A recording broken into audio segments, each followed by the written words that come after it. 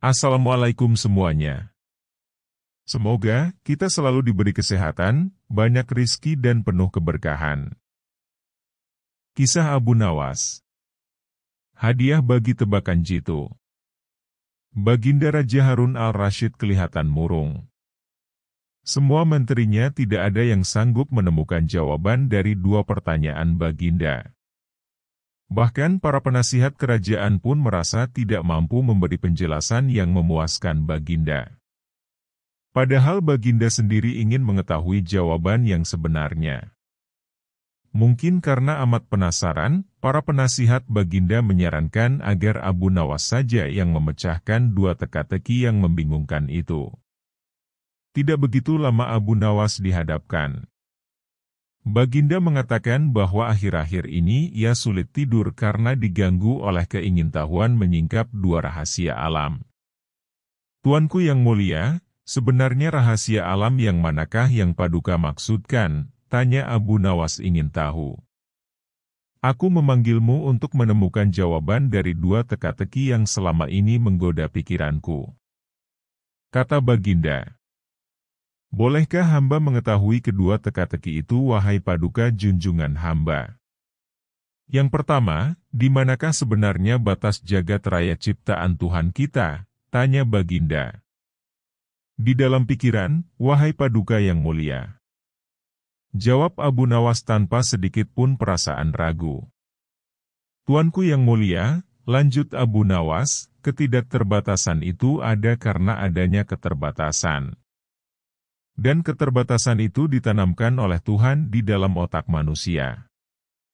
Dari itu manusia tidak akan pernah tahu di mana batas jagat raya ini.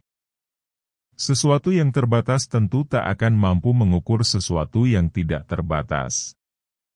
Baginda mulai tersenyum karena merasa puas mendengar penjelasan Abu Nawas yang masuk akal. Kemudian Baginda melanjutkan teka-teki yang kedua. Wahai Abu Nawas, manakah yang lebih banyak jumlahnya, bintang-bintang di langit ataukah ikan-ikan di laut? Ikan-ikan di laut. Jawab Abu Nawas dengan tangkas. Bagaimana kau bisa langsung memutuskan begitu? Apakah engkau pernah menghitung jumlah mereka? Tanya. Baginda heran.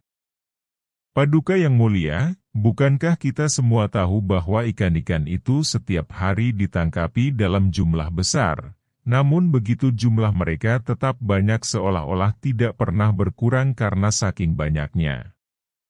Sementara bintang-bintang itu tidak pernah rontok, jumlah mereka juga banyak.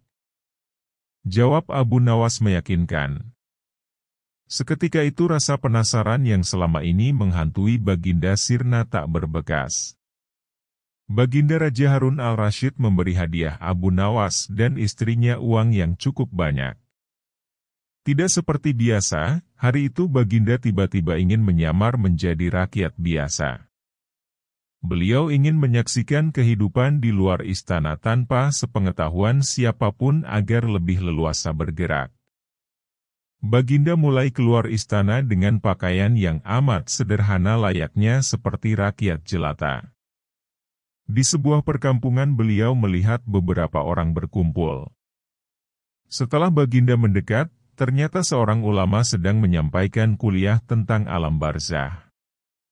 Tiba-tiba ada seorang yang datang dan bergabung di situ, ia bertanya kepada ulama itu. Kami menyaksikan orang kafir pada suatu waktu dan mengintip kuburnya, tetapi kami tiada mendengar mereka berteriak dan tidak pula melihat penyiksaan-penyiksaan yang katanya sedang dialaminya. Maka bagaimana cara membenarkan sesuatu yang tidak sesuai dengan yang dilihat mata? Ulama itu berpikir sejenak kemudian ia berkata, untuk mengetahui yang demikian itu harus dengan panca indera yang lain. Ingatkah kamu dengan orang yang sedang tidur? Dia kadangkala bermimpi dalam tidurnya digigit ular, diganggu dan sebagainya. Ia juga merasa sakit dan takut ketika itu bahkan memekik dan keringat bercucuran pada keningnya. Ia merasakan hal semacam itu seperti ketika tidak tidur. Sedangkan engkau yang duduk di dekatnya menyaksikan keadaannya seolah-olah tidak ada apa-apa. Padahal apa yang dilihat serta dialaminya adalah dikelilingi ular-ular. Maka jika masalah mimpi yang remeh saja sudah tidak mampu mata lahir melihatnya, mungkinkah engkau bisa melihat apa yang terjadi di alam barzah? Baginda Raja terkesan dengan penjelasan ulama itu. Baginda masih ikut mendengarkan kuliah itu. Kini ulama itu melanjutkan kuliahnya tentang alam akhirat. Dikatakan bahwa di surga tersedia hal-hal yang amat disukai nafsu, termasuk benda-benda. Salah satu benda-benda itu adalah mahkota yang amat luar biasa indahnya.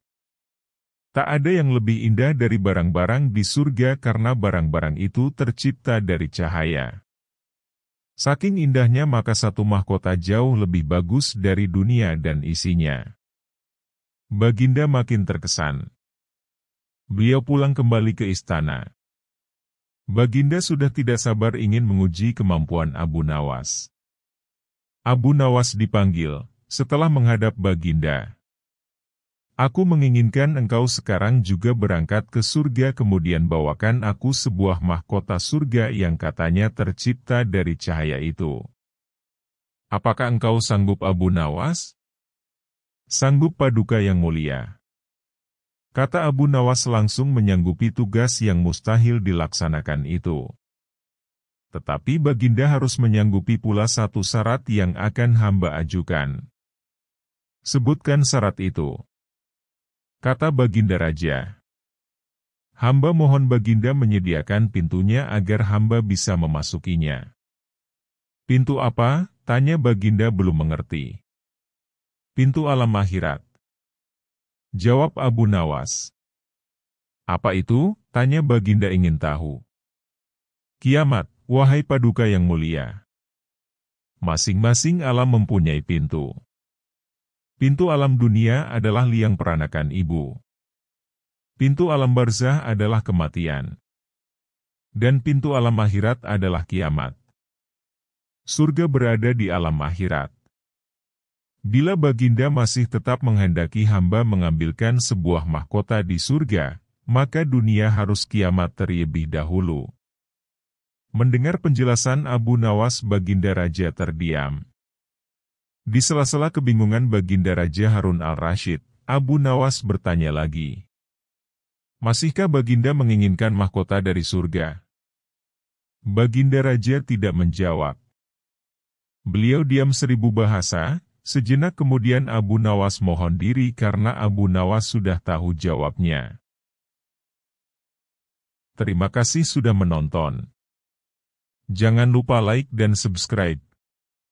Semoga keberkahan selalu dianugerahkan kepada kita semua. Wassalamualaikum.